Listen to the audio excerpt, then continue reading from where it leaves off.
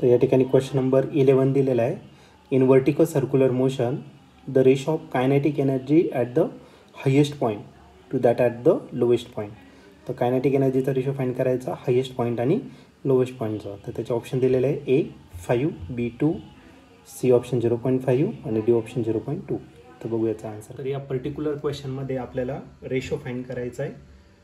Kinetic energy particle vertical circular मोशनमध्ये आपल्याला kinetic एनर्जीचा रेशो पहिला हायेस्ट पॉईंट आहे आणि दुसरा लोएस्ट पॉईंट आहे.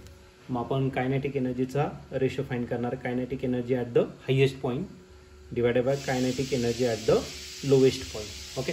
कायनेटिक एनर्जी फॉर्म्युला जर घेतला तर 1/2 mv². मास बदलणार नाही, जे काय बदलेल ते काय बदलेल तर स्पीड बदलणार. मग जो स्पीड आहे तो कोणत्या पॉईंटचा घ्यायचा, हायेस्ट पॉईंटचा, आणि हा राहील 1/2 m आणि हा लोएस्ट पॉईंटचा स्पीड त्याचा काय असणार स्क्वेअर असेल. जर तुम्ही वर्टिकल सर्क्युलर मोशन जर घेतला, this is your lowest point and this one is the highest point. Highest पॉईंटला जो स्पीड असतो तो किती असतो, √rg. ओके.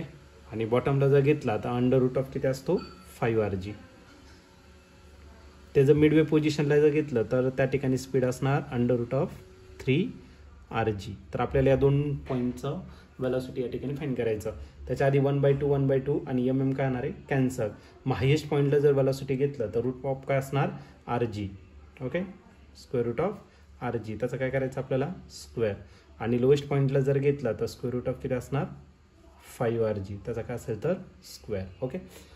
स्क्वेअर आणि स्क्वेअर रूट काय होणार आहे कॅन्सल. म्हणजे हा काय भेटतं तुम्हाला rg divided by 5rg. rg cancel म्हणजे आन्सर आलं 1/5 आणि 1/5 म्हणजेच आपलं किती 0.2. 5 1 5 5 2 10. ओके. 0.5 हे तुमचं फायनल आन्सर. आणि जर तुम्ही ऑप्शन जर चेक केलं तर option number D is the right option.